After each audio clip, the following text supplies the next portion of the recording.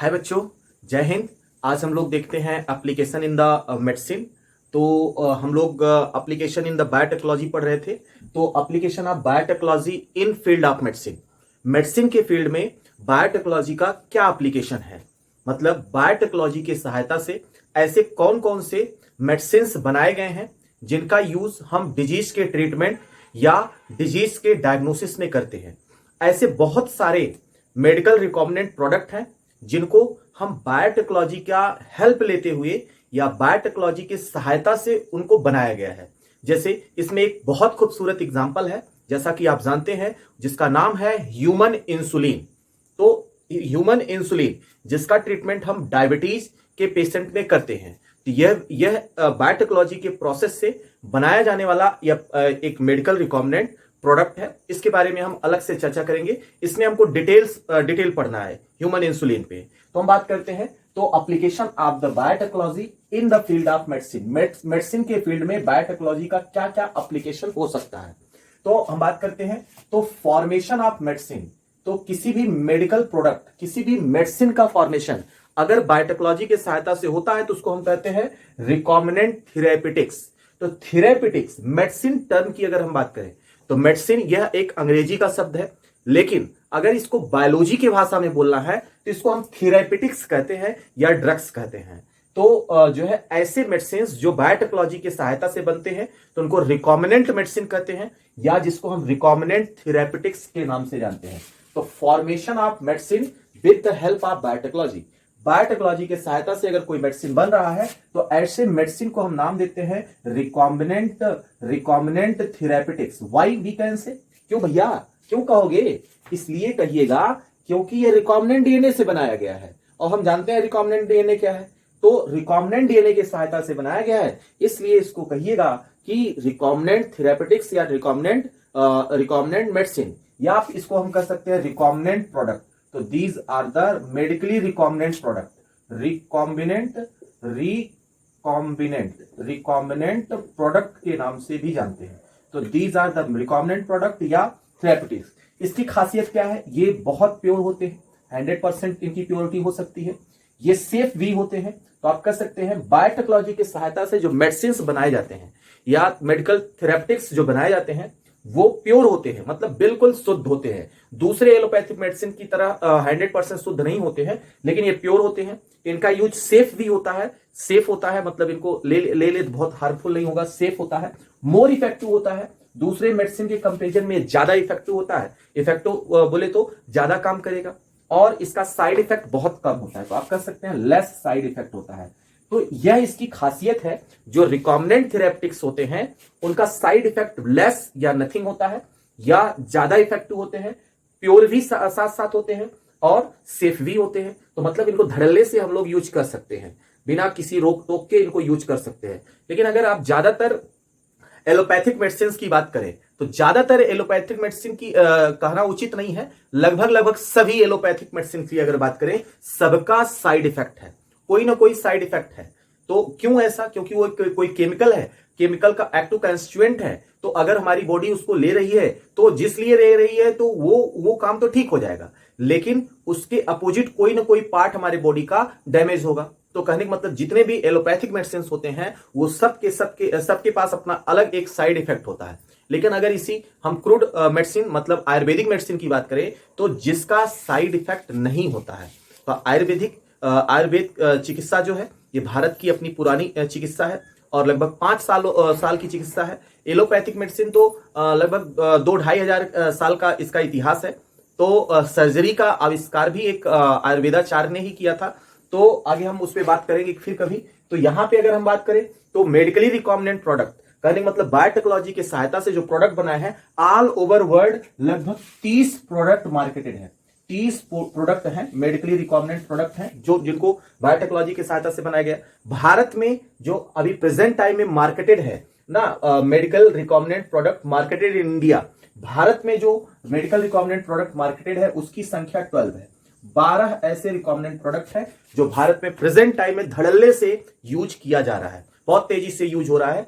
आगे हम बात करते हैं इनका यूज हम डायग्नोसिस ऑफ डिजीज में करते हैं। बहुत सारे ऐसे डिजीज हैं जिनको डायग्नोस करने में भी हम इनका यूज करते हैं मेडिकल रिकॉम्बिनेंट प्रोडक्ट का। और कुछ दूसरे डिजीज के ट्रीटमेंट में भी करते हैं। तो इनका यूज हम दूसरे डिजीज के ट्रीटमेंट में भी करते हैं, मेडिकल रिकॉम्बिनेंट प्रोडक्ट का। तो ये बेसिकली ये जो है छोटे छोटे पॉइंट है, इसको हमको याद रखना है। तो हम यहाँ पे बात करते हैं कुछ मेडिकल रिकॉम्बिनेंट प्रोडक्ट। तो यहाँ पे 12 जो इंडिया में मार्केटेड है उसमें से 8 मैं आपको बताने जा रहा हूं। पहला है हीमोलिन। तो अगर हम इस हीमोलिन की बात करें, इसी हीमोलिन को हम कहते हैं ह्यूमन इंसुलिन। ह्यूमन इंसुलिन, तो इसको हम ह्यूमन इंसुलिन के नाम से जानते हैं। तो या हम इसको कहते हैं सिंथेटिक इंसुलिन। इसको हम सिंथेटिक इंसुलिन के नाम से भी जान सकते हैं। सिंथेटिक इंसुलिन का मतलब क्यों कहा इसको? क्योंकि इसको लेबोरेटरी में आर्टिफिशियली हमने बनाया, बैक्टीरिया इकोलाई के सहायता से इसको हम लेबोरेटरी में बनाते हैं, इसलिए सिंथेटिक इंसुलिन है। तो ये पहला रिकॉम्बिनेंट प्रोडक्ट है और धड़ल्ले से भारत में यूज होता है। तो इसका यूज डायबिटीज के पेशेंट में किया जाता है, ट्रीटमेंट ऑफ डिजीज, मतलब ट्रीटमेंट ऑफ डायबिटीज। तो डायबिटीज जिसको हुआ होता है, डायबिटीज की अगर हम बात करें, डायबिटीज मतलब इसको हिंदी में मधुमेह कहते हैं, मतलब चीनी वाला बीमारी। तो चीनी वाला बीमारी यह है, तो इसको मधुमेह के नाम से जानते हैं डायबिटीज को। तो इस डिजीज में, डायबिटीज में ब्लड में ग्लूकोज का लेवल बढ़ जाता है। ग्लूकोज का लेवल कई रीजन से बढ़ सकता है। एक रीजन इसमें होता है कि हमारे बॉडी का जो पैंक्रियाज है, पैंक्रियाज का जो बीटा सेल होता है, बीटा सेल खराब हो जाता है, जिस कारण से हमारे बॉडी का ब्लड ग्लूकोज लेवल या ब्लड ग्लूकोज लेवल बढ़ जाता है। क्यों? बीटा सेल से क्या रिलेशन है? बीटा सेल एक हार्मोन्स का सेक्रेशन करता है जिसका नाम इंसुलिन हार्मोन्स होता है, और इंसुलिन हार्मोन्स ग्लूकोज का मेटाबॉलिज्म करता है, मतलब ग्लूकोज का ब्रेक डाउन करता है ताकि ब्लड का ग्लूकोज लेवल नॉर्मल बना रहे। अगर इंसुलिन नहीं होगा तो ब्लड का ग्लूकोज लेवल बढ़ जाएगा। तो नेचुरली पैंक्रियाज का अगर बीटा सेल खराब होगा तो नेचुरली इंसुलिन नहीं मिल पाएगा, नहीं सेक्रेट होगा, जिस कारण से ब्लड का ग्लूकोज लेवल बढ़ता चला जाएगा। तो डायबिटीज के ट्रीटमेंट में इसका यूज हम करते हैं। डायबिटीज ब्लड शुगर का मतलब चीनी का बीमारी है, जो हमारे बॉडी में चीनी का लेवल बढ़ जाता है, मतलब ग्लूकोज का लेवल बढ़ जाता है। तो जो है अगर हमारी बॉडी इंसुलिन नहीं बना पा रही तो हम सिंथेटिक इंसुलिन से काम चला सकते हैं। तो डायबिटीज का पेशेंट जो है को इस इंसुलिन को दिया जाता है। यह इंसुलिन इंजेक्शन के माध्यम से या इंट्रावेनसली इसको बॉडी में इंजेक्ट किया जाता है। इंसुलिन का टैबलेट नहीं आता है। क्यों नहीं आता है? अगर इंसुलिन का टैबलेट बना दिया जाए तो ये हमारे एलिमेंट्री कैनाल में डाइजेस्ट हो जाएगा, और इसके जो मॉलिक्यूल्स होंगे तो उस मॉलिक्यूल की साइज, विलाई जो हमारे बॉडी में इंटेस्टाइनल विलाई होते हैं जिनके सहायता से एब्जॉर्प्शन होता है, उस विलाई के वेसल्स के डायमीटर से बड़ा होता है। मतलब एक इंसुलिन मॉलिक्यूल का साइज विलाई के वेसल्स के डायमीटर से जो है बड़ा होगा। तो ये बड़ा पार्टिकल होगा तो एब्जॉर्ब भी नहीं हो पाएगा। तो इस कारण से इसका टैबलेट अभी तक नहीं बन पाया है। तो इसको हम ब्लड में डायरेक्ट इंजेक्ट करते हैं, मतलब इंट्रावेनसली लेते हैं। इसके बारे में हमको डिटेल चर्चा करना है, और जो है इसी टॉपिक में आगे चल करके हम लोग इसको डिटेल पढ़ेंगे, कैसे बनता है, कौन सा एनिमल, कौन सा एक्सपेरिमेंटल मटेरियल यूज होता है इंसुलिन बनाने में। तो नेक्स्ट मेडिकल रिकॉम्बिनेंट, अच्छा यहाँ पे अगर हम डायबिटीज की बात करें तो डायबिटीज जैसा कि नाम से भी क्लियर है, तो डायबिटीज में जैसा कि हम जानते हैं इसको हिंदी में मधुमेह कहते हैं, और यह चीनी वाली बीमारी है, हमारे बॉडी में चीनी बढ़ जाता है। अच्छा, जितना इसका नाम सुनने में अच्छा लग रहा है कितना ही खतरनाक बीमारी है। जैसे कोई डायबिटीज किसी को हुआ है तो आपको अच्छा डायबिटीज हुआ है, अच्छा बढ़िया वाली बीमारी हुआ है। अरे गधा, वो बढ़िया वाली बीमारी नहीं है, वो बहुत घटिया है। अगर डायबिटीज का क्रॉनिक पेशेंट आप देखो तो उसकी बॉडी सड़ने लगती है। तो चीनी अगर बढ़ जाएगा तो बॉडी में ब्लड का ग्लूकोज लेवल अगर बढ़ जाएगा, चीनी बढ़ जाएगा, तो क्या होगा, धीरे धीरे स्किन सड़ने लगेगा, और उस चीनी को खाने के लिए जो है बॉडी में जो है छोटे छोटे कीड़े बनने लगेंगे, कीड़े बन जाएंगे पूरे बॉडी में, और कहीं से भी कीड़ा निकल रहा है, यहां से निकल रहा है, यहां से निकल रहा है, यहां से निकल रहा है। मतलब इसका क्रॉनिक पेशेंट आप जो है तबीयत से देख नहीं सकते हो, इतना भयानक बीमारी होती है। ये नाम से ससुरा केवल अच्छा लग रहा है कि नहीं डायबिटीज हुआ है। अच्छा, किसी पेशेंट को है ना, अगर कोई जो है आपके आस पड़ोस या घर में कोई बीमारी होता है, अगर कोई कहता है कि हमको डायबिटीज होता है, तो ससुरा सीना चौड़ा करके बताता है, अरे हम तो आज टेस्ट करावे गए रह लेना, हमको तो डायबिटीज हुआ है। अब उस बकलुआ को पता नहीं है इतना खतरनाक बीमारी है ना। तो आप इसको नाम से देखो, नाम से लग रहा है कि अमीरों वाली बीमारी है, तो ये ससुरा अमीरों को ज्यादा होता है। तो डायबिटीज ये अमीरों वाली बीमारी है। गरीबों वाली बीमारी क्या है? फोड़ा, पाका, फुंसी, खसरा, ये गरीबों वाली बीमारी है। तो ये नाम से लग रहा है कि ये अमीरों वाली बीमारी है। तो ये बहुत खतरनाक बीमारी है। जितना नाम इसका सुंदर है, देखने बोलने चालने में सुंदर लग रहा है, उतना ही खतरनाक ये है। अब जरा आगे हम बात करते हैं। दूसरा रिकॉम्बिनेंट प्रोडक्ट है human growth hormones. Human growth hormones, जिसको हम ग्रोथ हार्मोन्स भी कहते हैं, इसको हम जो है एसटीएच भी कहते हैं। तो ह्यूमन ग्रोथ हार्मोन्स नाम से क्लियर है। तो ग्रोथ हार्मोन्स का काम होता है बॉडी को ग्रो कराना। ग्रोथ हार्मोन्स का क्या काम होगा? बॉडी को ग्रो कराना। तो ह्यूमन ग्रोथ हार्मोन्स को शॉर्ट में हम कहते हैं HGH। ह्यूमन ग्रोथ हार्मोन्स को शॉर्ट में हम HGH के नाम से जानते हैं। इसका यूज ये भी बायोटेक्नोलॉजी की सहायता से बनाया जाता है। इसका यूज किसमें करते हैं? Replacement of missing hormones in short stature people. जैसे कोई बच्चा है, पैदा हुआ, उसके बॉडी में अगर ग्रोथ हार्मोन्स नहीं सेक्रेट होगा तो वो बौना हो जाएगा।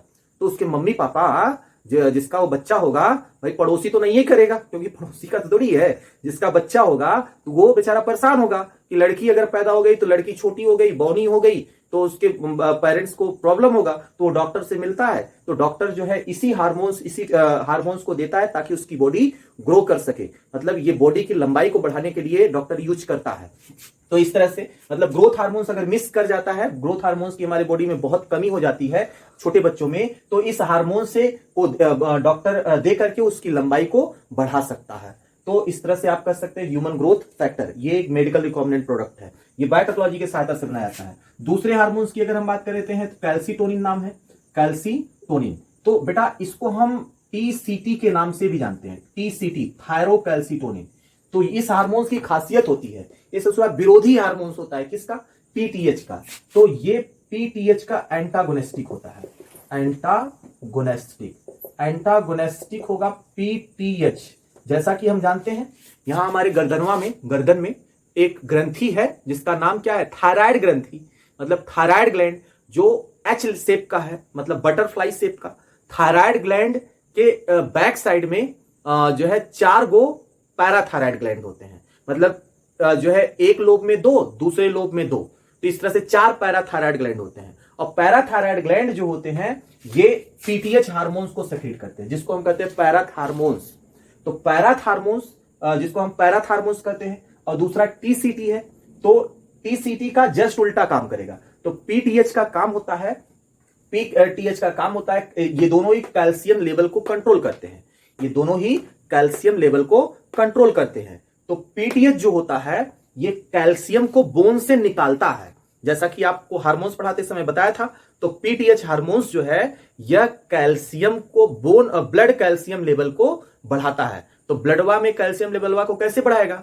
तो घूमते जैसे ही सेक्रेट होगा, ब्लड में आएगा, तो घूमते घूमते जाएगा बोन में कैल्शियम जो रहेगा कहेगा चचा उठा, बोन में क्या कर रहा था, चला ब्लड में चला। तो अब वहां से निकाल के लेके आएगा कैल्शियम को। फिर कहां से? जो आप खाना खाते हो तो खानवा में भी कैल्शियम होता है। तो खाना जब इंटेस्टाइन में जाता है तो वहां से कैल्शियम निकाल लेता है। तो मतलब फूड से कैल्शियम के एब्जॉर्प्शन को बढ़ा लेगा। तो वहां से चच्चा को हटा लेगा, निकाल लेगा, ब्लड में ले जाएगा। और कहां से निकालेगा? पीसीटी। तो आपका जो नेफ्रॉन है, नेफ्रॉन के अंदर से भी कैल्शियम को निकाल करके ब्लड में ले आएगा। तो नेफ्रॉन के अंदर से भी कैल्शियम को निकाल करके लेके आएगा। मतलब एक कैल्शियम का रीएब्जॉर्प्शन करवाएगा अलग अलग बॉडी के पार्ट से, और फाइनली ब्लड को लेके आएगा कैल्शियम। जैसा इसके लिए एक आपको जो है ट्रिक बताया था, बर्फी। तो बर्फी से कैल्शियम को निकाल करके ब्लड में ले आता है पीटीएच। लेकिन पीटीएच का विरोधी हार्मोन्स ये है, ये बोन से कैल्शियम को हटाएगा तो ये बोन पे कैल्शियम को चिपका देगा। कैल्शियम को बुलाया है चचा जरा इधर आओ, और जो है बोन पे जो है एकदम बिल्कुल जो है थाप देगा। थाप देना का मतलब समझ में आता है? चिपका देना, मतलब डिपोजिट करवा देगा। ये बोन में कैल्शियम को डिपोजिट करवाता है। तो इस तरह से आप कर सकते हैं कैल्सीटोनिन हार्मोन्स या थायरोकैल्सीटोनिन हार्मोन्स, ये थायराइड ग्लैंड से सेक्रेट होता है। और इसका यूज रिकेट्स नाम के डिजीज के ट्रीटमेंट में होता है।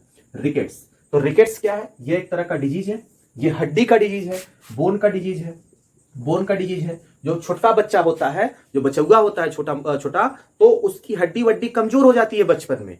अगर किसी बच्चे का हड्डी जो है कमजोर हो जाए तो उसको रिकेट्स हुआ होता है। तो ये हड्डियां कमजोर क्यों होती है? क्योंकि उसको विटामिन डी नहीं मिल पाता है। तो जिस बच्चे को विटामिन डी की कमी होती है तो उसको रिकेट्स नाम का डिजीज हो जाता है। और रिकेट्स में क्या होता है? बोन वीक हो जाता है, कमजोर हो जाता है, पतला हो जाता है, जल्दी टूटने का चांस रहता है बोन का। तो जिसको रिकेट्स हुआ होता है तो उसको डॉक्टर कैल्सीटोनिन का इंजेक्शन देता है या इसका टैबलेट दे देता है, टैबलेट देता है। विटामिन डी की अगर हम बात करें तो विटामिन डी की कमी से ही रिकेट्स होता है, तो ये विटामिन डी के कमी से होता है, विटामिन डी के डिफिशियंसी से। तो ये विटामिन डी के डिफिशियंसी से होता है रिकेट्स नाम का डिजीज। विटामिन डी और कहां हमको मिलता है? ये धूप से मिलता है। धूप मतलब घाम, घाम मतलब सनलाइट, तो सनलाइट से मिलता है। तो याद रखना, तो सनलाइट से थ्रू आउट डे, पूरे दिन भर नहीं मिलता है। अच्छा, दोपहरवा में चले गए, जो एकदम जो है पक्का धूप रहता है, खड़े हो गए, कहे कि है हमको विटामिन डी दो, विटामिन डी दो, तो विटामिन डी नहीं देगा, तुम्हारा वो स्किन जला देगा। तो दोपहर में नहीं मिलता है, 10 बजे नहीं मिलता है, 9 बजे नहीं मिलता, 8 बजे नहीं मिलता है। तो जो अर्ली मॉर्निंग होता है, मतलब जैसे ही पांव फटा, पांव फटा मतलब समझते हैं, जब सूर्य का पहला किरण धरती पे आता है तो उसी के आधे घंटे 45 मिनट तक जो है किरणें जो है अर्ली मॉर्निंग आती है, 4:30-5 बजे जब सनलाइट आता है धरती पर, तो उसमें विटामिन डी होता है। अगर वहां पे उस समय आप खड़े होते हो धूप में तो आपको विटामिन डी मिल जाएगा, क्योंकि हमारे बॉडी में ऐसे सेल्स होते हैं जो विटामिन डी का निर्माण करते हैं। तो ये किसी दूसरे टॉपिक में आपको डिस्कस कर देंगे। तो आगे हम बात करते हैं chorionic. Next medical recombinant product है कोरियोनिक गोनेडोट्रोफिन हार्मोन्स, इसको कहते हैं एचसीजी, कोरियोनिक गोनेडोट्रोफिक हार्मोन्स, इसको कहते हैं एचसीजी। तो इसका यूज जो होता है इनफर्टिलिटी में किया जाता है। तो ट्रीटमेंट ऑफ इनफर्टिलिटी, तो इनफर्टिलिटी क्या है बाबू? इनफर्टिलिटी क्या है? बांझपन। जैसे महिला अगर महिला को बच्चा नहीं हो रहा है तो उसको कहेंगे, महिला को क्या कहते हैं? बांझ है ना। गांव वगैरह में जो है बहुत गलत विचारधारा है। अगर किसी कपल्स को या हस्बैंड वाइफ को बच्चा नहीं होता है तो उसको रिस्पॉन्सिबल ठहराया जाता है महिलाओं को, और ये बात गलत है। तो बच्चा तो जो है मेल के कारण, मतलब हस्बैंड के कमी के कारण भी तो नहीं हो सकता है। लेकिन गहुआ में क्या होता है ना, जो क्योंकि पुरुष प्रधान देश है, तो पुरुष है तो भाई मानव पुरुष जो है वो कहेगा ना, हमको कोई कमजोरी नहीं है, बिल्कुल हमको कोई कमजोरी नहीं, बस हमारे मेहरुआ में कमजोरी है, तो मेहरुआ में कमजोरी बता देता है। अब बेचारी उसके पास कमजोरी हो या ना हो, लेकिन उसको झेलना पड़ता है। तो आज लेकिन जो समाज शिक्षित हो रहा है, इससे बहुत कुछ फायदा हो रहा है ना। ऐसे बहुत सारे कपल्स हैं तो उसमें जिनको बच्चा नहीं पैदा हो रहा है तो हस्बैंड और वाइफ दोनों चेक कराते हैं, लेकिन पहले ऐसा नहीं होता था। ये पूरा ब्लेम कर दिया जाता था महिलाओं पर। लेकिन ऐसे बहुत सारे केसेस हैं जो फीमेल के इनफर्टाइल हो जाने के कारण उनको बच्चा नहीं होता है। तो इनफर्टिलिटी मेल और फीमेल दोनों में होता है। अगर महिलाओं में इनफर्टिलिटी होगा तो उसको बांझपन कहते हैं, और मेल में जो इनफर्टिलिटी होता है उसको हिंदी में नपुंसकता कहते हैं। तो कहते हैं ना, फलाना हो गया एकदम नपुंसकई का, है ना। तो नपुंसकता मतलब ऐसे कपल्स जो जिनमें बच्चा पैदा करने की क्षमता नहीं है, उसको हम कहते हैं इनफर्टाइल। तो इनफर्टाइल जो कपल्स है उसको डॉक्टर ट्रीटमेंट करते समय एचसीजी का इंजेक्शन देता है या एचसीजी का टैबलेट देता है। तो ये इनफर्टिलिटी के ट्रीटमेंट में यूज होता है। एचसीजी की अगर हम बात करें तो ये ऐसा हार्मोन्स है जो महिलाओं में तभी सेक्रेट होता है जब वो महिलाएं गर्भवती रहती हैं। मतलब जब कोई महिला गर्भवती रहती है उसी समय यह हार्मोन सेक्रेट होता है। बाकी जब तक वो गर्भवती नहीं है, मतलब प्रेग्नेंट नहीं है, तब तक ये हार्मोन्स उसके बॉडी में नहीं सेक्रेट होगा। लेकिन जब वो गर्भवती हो जाएगी, मतलब जब उसको प्रेगनेंसी हो जाएगा, तब ये हार्मोन्स सेक्रेट होगा। तो हमारे यहाँ एनसीईआरटी के 12th वाले भाग में तीसरे चैप्टर में जहां जहां पर ह्यूमन रिप्रोडक्टिव सिस्टम पढ़ाया है और उस टॉपिक में प्लेसेंटा पढ़ाया है, तो उस वाले टॉपिक में ये पॉइंट आपको मिल जाएगा कि ऐसे कौन कौन से हार्मोन्स हैं जो केवल और केवल प्रेगनेंसी के दौरान ही सेक्रेट होते हैं। ये बहुत इंपॉर्टेंट क्वेश्चन है।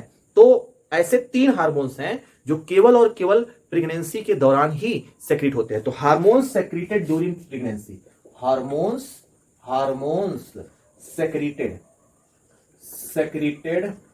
During pregnancy, hormones secreted during pregnancy, केवल प्रेगनेंसी के दौरान ही हार्मोन सेक्रेट होता है। तो ऐसे 3 हार्मोन्स है। एक है एचसीजी जिसका फंक्शन आपको पहले ही बता दिया। दूसरा हार्मोन्स है एचपीएल और तीसरा हार्मोन्स है रिलैक्सिन।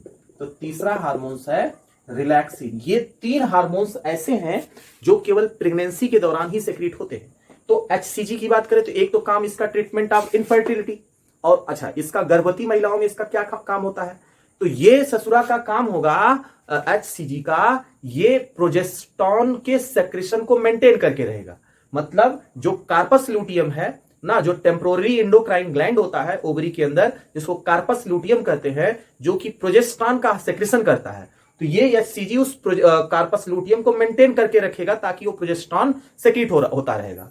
तो ये HCG जो है, यह आप कह सकते हैं प्रोजेस्टेरॉन के लेवल को मेंटेन करके रखता है।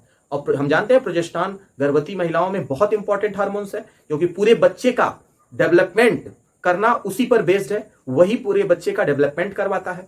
तो प्रोजेस्टेरॉन हार्मोन्स के लेवल को ये मेंटेन करके रखता है। दो फंक्शन इसका हो गया। अच्छा, दो हार्मोन्स और है जो ड्यूरिंग प्रेगनेंसी सेक्रेट होते हैं। एक HPL है, HPL इसको पूरा नाम देते हैं human placental lactogen. Human placental lactogen, इसका क्या काम होता है जरा सीखते हैं। तो इसका काम होता है, यह ब्लड ग्लूकोज के लेवल को, मतलब आप कह सकते हो हमारे बॉडी में जो इंसुलिन है, हमारे बॉडी में नहीं, महिला के बॉडी में, कहने का मतलब जो गर्भवती मां है, गर्भवती मतलब जो प्रेग्नेंट वोमेन है, प्रेग्नेंट वोमेन में यह ब्लड यह इंसुलिन के लेवल को घटा देगा।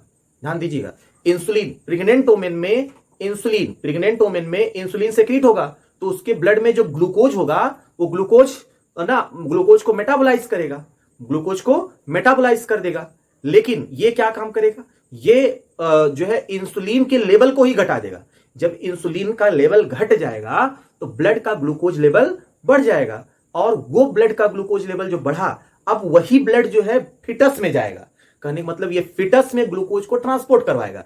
कहने का मतलब मां के ग्लूकोज यूटिलाइजेशन को कम करता है। ध्यान दीजिएगा, ये इसका फंक्शन बड़ा इंपॉर्टेंट है। तो आप कह सकते हैं ये इंसुलिन को घटाता है, इंसुलिन को घटाता है, ब्लड ग्लूकोज को बढ़ाता है, ब्लड ग्लूकोज को बढ़ाता है। कहने का मतलब ब्लड स्ट्रीम में ग्लूकोज को बढ़ाता है। और क्या करता है, आप कह सकते हैं ये हार्मोन्स और क्या कर सकता है, जो है इसका इनडायरेक्ट फंक्शन जरा देखो, इसका क्या करेगा। तो ब्लड ग्लूकोज को ये बढ़ाएगा, इंसुलिन को घटाएगा, और यूटिलाइजेशन ऑफ ग्लूकोज डिक्रीज करेगा। ग्लूकोज का यूटिलाइजेशन डिक्रीज करेगा बाई मदर, मतलब जो प्रेग्नेंट महिला है वो ग्लूकोज को अब खुद ना यूज कर पाए, है ना, अपने ग्लूकोज को वो अपने बच्चे को दे दे, अपने बेबी को दे दे, है ना। ये काम किसका है, इस HPL का काम है। तो दूसरा है रिलैक्सिन हार्मोन्स। तो रिलैक्सिन हार्मोन्स की बात करते हैं तो इसका क्या काम है, जैसा कि नाम से क्लियर है, ये रिलैक्स करने का काम करता है। ये जो है ओवरी से भी सेक्रेट होता है और प्लेसेंटा से भी सेक्रेट होता है। तो यह ओवरी और प्लेसेंटा दोनों से सेक्रेट, यही एकलौता ऐसा हार्मोन्स है जो ओवरी से भी सेक्रेट होता है और प्लेसेंटा से भी सेक्रेट होता है। और इसका काम क्या होता है, जैसे मां का जो गर्भ है, जैसे अगर हम बात करते हैं तो ये मम्मी है ना, तो मम्मी का ये गर्भ है, ये मां का गर्भ है, ये मां का गर्भ है, और इस तरह से ये बच्चा है, प्लेसेंटा के द्वारा ये जो है बुतरुआ लगा है ना, ये बुतरुआ है, एक छोटा सा बुतरुआ है, मतलब ये छोटा सा एक बच्चा है, ये बच्चा अपने मम्मी के गर्भ से ऐसे जुड़ा है। तो अब ये रिलैक्सिन करता क्या है, इस बच्चे को इस गर्भ के अंदर घुमाने का काम करता है, मतलब इसको मूव कराने का काम करता है। तो बच्चा ऐसे मूव करता है ना, तो इस तरह से गर्भ में मूव कराने का काम करता है। तो ये गर्भ में रिलैक्सिन बच्चे को मूव कराने का, उसके मूवमेंट में सहायता करता है। और आजकल के डॉक्टरवा जो है बड़े चालाक है, जैसे ही कोई महिला प्रेग्नेंट वोमेन उनको दिखाने चली गई, और अब क्या करेगा, है ना, अगर वो नॉर्मल डिलीवरी करवाएगा तो उसको 5,000 मिलेगा, लेकिन अगर सिजेरियन करवाएगा तो उसको 30,000 मिलेगा। तो अब क्या करेगा, अगर रिलैक्सिन किसी महिला में ज्यादा है तो उसकी नॉर्मल डिलीवरी हो सकती है, बस उसके कमर की हड्डी पतली नहीं होनी चाहिए। अगर महिलाओं में कमर की हड्डी पतली है तो उसमें नॉर्मल डिलीवरी नहीं हो सकता है। जिस महिलाओं में जो है कमर की हड्डी मोटी होती है, चौड़ी होती है, पेल्विस रीजन चौड़ा होता है, उसमें उस महिला में नॉर्मल डिलीवरी हो जाता है। और ज्यादातर महिलाओं में कमर की हड्डी जो पेल्विस वाला रीजन है वो चौड़ा होता है ना, ब्रॉड होता है, और ज्यादातर महिलाओं में यह जो है मतलब आप कह सकते हैं कि नॉर्मल डिलीवरी हो जाती है। तो पहले अब देखो गांव में जो डिलीवरी होती है बहुत ज्यादा सुविधा नहीं होती है गांव में, लेकिन वहां पे ज्यादातर डिलीवरीज जो होती हैं वो कैसी होती है, नॉर्मल होती हैं, क्योंकि वो बहुत ज्यादा डॉक्टर मेडिसिन से छेड़छाड़ करता नहीं है। लेकिन आजकल जो शहर में महिलाएं हैं तुरंत प्रेग्नेंट हुई और डॉक्टर को दिखाने पहुंच गई, तो डॉक्टर अच्छा प्रेग्नेंट है, अब इसको लूटना है, तब क्या करेगा डॉक्टर, है ना। अब जो है बहुत सारा न्यूट्रिएंट्स देखा, जो है प्रेस्क्राइब करेगा, ये लो ये लो ये लो, उसी में एक छोटा छोटा गोली दे देगा ना। अब गोली, जो गोली छोटा छोटा देगा ना, उसको महिलाएं बड़े चाव से खाती हैं, एकदम घोटाल सारा भूल जाएंगे, लेकिन उसको नहीं खाएंगे। अब उस बकलोरिया को ये नहीं पता है कि ये मेडिसिन जाने के बाद उसके बॉडी में रिलैक्सिन लेवल कम होने लगेगा, और जब बर्थ का टाइम आता है, 9 मंथ आता है, तो रिलैक्सिन का लेवल काफी कम हो जाता है। तो डॉक्टर कहता है बस अब कोई जो है अब इसके लिए जो है कोई इलाज नहीं है, और बस एक ही रास्ता है, इसकी सिजेरियन करवाओ, इससे ऑपरेशन से बच्चा होगा। तो इस तरह से उस समय डॉक्टर ऑपरेशन करके बच्चा पैदा करता है। ऑपरेशन करके बच्चा पैदा करेगा तो उसको 30,000 मिलेगा, और अगर ऐसे ही जो है नॉर्मल पैदा कर देगा तो 5,000 मिलेगा ना। तो 5,000 में 5,000 लगेगा, 5,000 तो मैं ज्यादा बोल रहा हूं, उसी में मिठाई भी आ जाएगा, उसी में सब कुछ हो जाएगा 5,000 में। लेकिन सिजेरियन में 30,000 लगेगा एक दिन, फिर इसके बाद कहेगा, दौड़ाएगा डॉक्टर, कहेगा अब टाका कटना है, टाका लग गया, टाका काटने के लिए बुलाएगा, तब पैसा लेगा। फिर उपटा आ गया कुछ महिलाओं को, तो उपटाने का पैसा लेगा, मतलब साल भर दौड़ाता रहेगा, इतना पैसा चूसेगा डॉक्टर। तो इस तरह से जो है बिल्कुल आप इस बात का ख्याल रखें, प्रेग्नेंट वोमेन अगर कोई जा रही है डॉक्टर को दिखाने, कौन सा मेडिसिन दे रहे हो और उसका काम क्या हो है, ये जरूर जाने।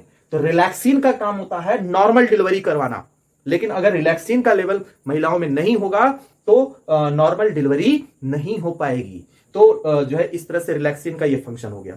तो अगर हम बात करते हैं, ये तीनों के तीनों हार्मोन्स प्लेसेंटा के द्वारा सेक्रेट होते हैं, प्लेसेंटा के द्वारा तीनों के तीनों हार्मोन सेक्रेट होते हैं, HCG, HPL और रिलैक्सिन। लेकिन रिलैक्सिन या प्लेसेंटा और ओवरी दोनों के द्वारा सेक्रेट होता है। इसके बारे में डिटेल हम लोग पढ़ चुके हैं, एंडोक्राइन सिस्टम में या ह्यूमन रिप्रोडक्टिव सिस्टम में भी पूरा डिटेल इसके बारे में पढ़े हैं। थोड़ा सा यहाँ पे मैं आपको जानकारी दे दिया। आगे हम बात करते हैं, नेक्स्ट है ब्लड क्लॉटिंग फैक्टर। यह भी बायोटेक्नोलॉजी की सहायता से बनाया जाता है, ब्लड क्लॉटिंग फैक्टर। तो ब्लड क्लॉटिंग फैक्टर वैसे 13 होते हैं, टोटल 13 ब्लड क्लॉटिंग फैक्टर होते हैं, जिनका निर्माण हमारा लीवर करता है। लीवर भैया बहुत बड़ा ग्रंथि है हमारे बॉडी का, और इसको कहते हैं केमिकल की फैक्ट्री। तो सबसे बड़ा केमिकल की फैक्ट्री हमारे बॉडी का लीवर होता है। तो लीवर में रीजनरेशन पावर भी होता है। लीवर अल्कोहल पीने से खराब हो जाता है, तो इस तरह से लीवर में इस ब्लड क्लॉटिंग फैक्टर का फॉर्मेशन होता है, लीवर बनाता है। ब्लड के प्लाज्मा में यह ब्लड क्लॉटिंग फैक्टर पाए जाते हैं, और इनकी संख्या टोटल 13 होती है, जिसमें से ब्लड क्लॉटिंग फैक्टर 8 और 9 ये दो हैं। ब्लड क्लॉटिंग फैक्टर 8 और 9, तो इनका यूज किया जाता है हीमोफीलिया के ट्रीटमेंट में। तो 8 का यूज होगा हीमोफीलिया ए के ट्रीटमेंट में, और 9 का होगा हीमोफीलिया बी के ट्रीटमेंट में, क्योंकि इन्हीं की कमी हो जाती है तो हीमोफीलिया होता है। और हम जानते हैं हीमोफीलिया एक जेनेटिकल डिसऑर्डर है, और ये सेक्स लिंक डिसऑर्डर होता है हीमोफीलिया। ये सबसे पहले इसकी पेडिग्री क्वीन विक्टोरिया में देखा गया था। तो ये जेनेटिक्स वाले चैप्टर में आप पढ़ चुके हैं, हीमोफीलिया के अबाउट पूरा डिटेल पढ़ चुके हैं। और अगर हीमोफीलिया में पूरा डिटेल नहीं जानते हैं तो यूट्यूब पे इसके जो है इससे रिलेटेड एक वीडियो है हीमोफीलिया से रिलेटेड, हीमोफीलिया टाइप करिएगा आ जाएगा। जो है आगे हम बात करते हैं टिश्यू प्लाज्मिनोजेन एक्टिवेटर। यह भी बायोटेक्नोलॉजी की सहायता से तैयार किया गया है। तो इसका काम क्या होता है, ये क्लॉट बूस्टर का काम करता है। मतलब हार्ट अटैक के बाद हार्ट अटैक जैसे ही आता है तो ब्लड के मतलब हार्ट में जो वेसल्स हैं उसमें खून जम जाता है, ब्लड जम जाता है, जिससे ब्लड आगे पास नहीं हो पाता है। तो उसको जो है वो जो जमा हुआ ब्लड है उसको डिसॉल्व करने में कुछ केमिकल का यूज करते हैं, जिसको डॉक्टर स्ट्रेप्टोकाइनेज का इंजेक्शन देता है। उसी तरह से टिश्यू प्लाज्मिनोजेन एक्टिवेटर होता है, जिसका काम होता है डिसॉल्व द ब्लड क्लॉट। ये ब्लड क्लॉट को डिसॉल्व करता है कब, जब हार्ट अटैक होता है, आफ्टर द हार्ट अटैक के बाद जब ब्लड हार्ट में जम जाता है तो उसको डिसॉल्व करने का काम इसका होता है टिश्यू प्लाज्मिनोजेन एक्टिवेटर। अच्छा, अगर हम हार्ट की बात करें तो जरा ध्यान दो, हार्ट अटैक की अगर हम बात करें, हार्ट अटैक आता कैसे है जरा देखो। तो जैसे मान लो भैया ये हमारा दिल है ना, ये किसका दिल है, ये हमारा दिल है ना, ये तुम्हारा दिल भी हो सकता है, ये दिल है, ये दिल है, ये तुम्हारा भी हो सकता है, किसी का भी हो सकता है भाई। ये मानव का दिल है, हार्ट है। ये एट्रिया है, राइट एट्रिया, ये लेफ्ट एट्रिया, ये राइट वेंट्रिकल और ये लेफ्ट वेंट्रिकल। अब इसका काम क्या है, इसका काम है पूरे बॉडी को ब्लड देना। भैया इसका काम पूरे बॉडी को ब्लड देना है, लेकिन ये पूरे बॉडी को भी ब्लड दे रहा है, लेकिन इसका ये काम कब करेगा, ये काम कब करे, जब स्वयं भी ब्लड लेगा। कहने का मतलब जैसे जो है किचन में खाना बनाता है, जैसे मम्मी खाना बनाती हैं, मम्मी खाना बनाती हैं तो पूरे घर वालों को खिलाती है। क्या मम्मी को खाने की जरूरत नहीं है? तो मम्मी अगर नहीं खाना खाएंगी तो एक दिन बनाएंगी, 2 दिन बनाएंगी, तीसरे के दिन बैठ जाएंगी, तो जाओ खुद से बना के खा लो, है ना। तो पहले उनको जरूरत है तो खाना बनाए जो है खाएंगी तब एनर्जी आएगा, तब खाना बनाएंगी तब दूसरों को भी खाने को मिलेगा। तो उसी तरह से हार्ट भी है। तो हार्ट पूरे बॉडी को ब्लड की सप्लाई तो करता है, लेकिन हार्ट को काम करने के लिए इसको भी ब्लड चाहिए। तो हार्ट को काम करने के लिए ब्लड चाहिए। तो इस तरह से हार्ट से ये 3 नसें निकली होती हैं। 3 नसें निकली होती हैं, 1 नस, 2 नस और 3 नस। ये 3 नस होती हैं। सबसे पहले थोड़ा सा ब्लड जो है हार्ट इन नसों को दे देता है ताकि ये नसें पूरे हार्ट को ब्लड सप्लाई दे दे। तो ऐसे वेसल्स को कहते हैं वैसा वैसोरम। कहने का मतलब नॉट वैसा वैसोरम। तो ऐसे जो है ऐसे वेसल्स जो हार्ट को ब्लड सप्लाई करते हैं उसको कोरोनरी वेसल्स कहते हैं। ऐसे वेसल्स जो हार्ट को ब्लड सप्लाई करते हैं उसको कोरोनरी वेसल्स कहते हैं। और ऐसे वेसल्स जो ब्लड वेसल्स को ब्लड सप्लाई करते हैं, मतलब जो ब्लड वाला पाइप है, तो पाइप को ब्लड सप्लाई करते हैं, उनको वासा वसोरम कहते हैं। ये सर्कुलेशन वाले चैप्टर में हम लोग पढ़ चुके हैं। तो 3 नसें हैं, 3 वेसल्स हैं, तो ये इसी लेफ्ट वेंट्रिकल से निकलती हैं। तो ये सबसे पहले कुछ ब्लड इनको दे देता है ताकि पूरे हार्ट में ब्लड की सप्लाई हो जाए, हार्ट के वाल में, ताकि वो प्रॉपरली कॉन्ट्रैक्ट रिलैक्स होता रहे। तो हार्ट अटैक कैसे आता है? हार्ट अटैक आप देखते हैं ना, हार्ट अटैक 3 चांस देता है। तो पहिलका बार हार्ट अटैक आया ना, तो ये पहला नसवा गया, पहला नसवा खराब, तो पहिलका वाला हार्ट अटैक आ गया। फिर इसके बाद डॉक्टर कहेगा अभी 2 बार चलेगा, और फिर इसके बाद दूसरका वाला अगर खराब हुआ तो दूसरी बार हार्ट अटैक आया, दूसरकी बार आता है, दूसरका वाला खराब, और तीसरका वाला फाइनल कर देता है। और तीसरका वाला जब ये खराब होता है तो तीसरी बार हार्ट अटैक हो जाता है। और तीसरी बार अगर हार्ट अटैक आया तो जो है इंसान उठता नहीं है, पूरी तरह से उठ जाता है, मतलब उसका डेथ हो जाता है। तो इस पे डिटेल हम लोग चर्चा कर चुके हैं सर्कुलेटरी सिस्टम पे, बस आपको इतना बताना था। तो ये जब हार्ट अटैक आता है तो इस वेसल्स में जो कोरोनरी आर्टरी है उसमें ब्लड क्लॉट कर जाता है। हार्ट के चैम्बर्स में या हार्ट के वाल में सप्लाई होने वाले वेसल्स में ब्लड क्लॉट कर जाता है, और उस क्लॉटेड ब्लड को डॉक्टर तुरंत इंजेक्शन देता है क्लॉट बूस्टर का, ताकि वो डिजॉल्व हो जाए। और डिजॉल्व जैसे ही होगा ताकि ब्लड की सप्लाई आगे हार्ट में हो, तो हार्ट को ऑक्सीजन मिले, हार्ट जल्दी जल्दी काम करना शुरू करे। अब जरा देखिए, नेक्स्ट है इंटरफेरॉन। तो इंटरफेरॉन की बात करते हैं। तो इंटरफेरॉन ये भी एक प्रोटीन है, यह भी जो है बायोटेक्नोलॉजी की सहायता से बनाया गया है इंटरफेरॉन। तो इंटरफेरॉन की अगर हम बात करें, इसका यूज करते हैं ट्रीटमेंट ऑफ वायरल इन्फेक्शन। जैसे कोई वायरल इन्फेक्शन है उसके ट्रीटमेंट में इसका यूज करते हैं। अब जरा हम बात करें इस इंटरफेरॉन की। तो इंटरफेरॉन जो होता है यह एक जो है प्रोटीन है। यह 27 अमीनो एसिड से बना हुआ केमिकल है, मतलब यह 27 अमीनो एसिड का बना हुआ केमिकल है। तो इसको एंटीवायरल प्रोटीन भी कहते हैं। इंटरफेरॉन को एंटीवायरल प्रोटीन भी कहते हैं। इसका सेक्रेशन वायरल इन्फेक्टेड सेल करता है। जैसे मान लो ये जो है ये बॉडी है, जैसे मान लेते हैं ये मानव है, ये बॉडी है, ये बॉडी है, ये कोई मानव है, और ये मानव के बॉडी का सेल है, ये मानव के बॉडी का सेल है, ये सेल है। और इस सेलवा में एक वायरस घुस गया, एक वायरस इस सेलवा में घुस गया, और अब इस सेल में जैसे ही वायरस घुसेगा तो अब इस सेल के मशीनरी सिस्टम को अपने कब्जे में कर लेगा। ये वायरसवा इसके मशीनरी सिस्टम को कब्जे में कर लिया, इसके डीएनए को अपने कब्जे में कर लिया, और अपना संख्या इसके अंदर बढ़ाना शुरू करेगा। अब ये सेल ये जान जाएगा, कहेगा भैया अब तो हम नहीं बचेंगे, लेकिन ये अच्छे पड़ोसी होने का सबूत देता है। तो अब ये केमिकल सेक्रेट करवाएगा, वो केमिकल ये केमिकल सेक्रेट करेगा जिसका नाम इंटरफेरॉन होगा। वो केमिकल इन सेल को बता देगा कि भाई घर में चोर घुस गया है, डाकू घुस गया है, तुम लोग सतर्क हो जाओ। तब तुरंत क्या करेंगे, ये सबको जैसे ही पता चलेगा, इंटरफेरॉन सेक्रेट हुआ तो इन सबको पता चल गया कि भाई कोई आया है, बाहर से कोई दुश्मन आया है, तो ये सब धड़ाधड़ अपने इम्यून सिस्टम को मेंटेन कर देंगे, और टी लिम्फोसाइट बी लिम्फोसाइट निकल करके आ जाएगा इसको मारने के लिए। तो इस तरह से ये अच्छे पड़ोसी का ये सेल काम कर रहा है। ये खुद मर जरूर जाएगा, लेकिन अपने पड़ोसियों को जो है बता के जाएगा कि भाई कोई दुश्मन आ गया है। तो इस तरह से ये काम करता है इंटरफेरॉन। तो इंटरफेरॉन यह एंटीवायरल प्रोटीन है, आप कह सकते हैं यह वायरस इन्फेक्टेड सेल के द्वारा सेक्रेट होगा, मतलब जिस सेल को वायरस ने इन्फेक्ट कर दिया है उसी सेल के द्वारा यह सेक्रेट होता है नेचुरली। और अगर हमारे बॉडी में सेक्रेट नहीं हो रहा है तो हम इसको बायोटेक्नोलॉजी की सहायता से बना देंगे। तो इसलिए कहते हैं मेडिकल रिकॉम्बिनेंट प्रोडक्ट। नेक्स्ट है इंटरल्यूकिन।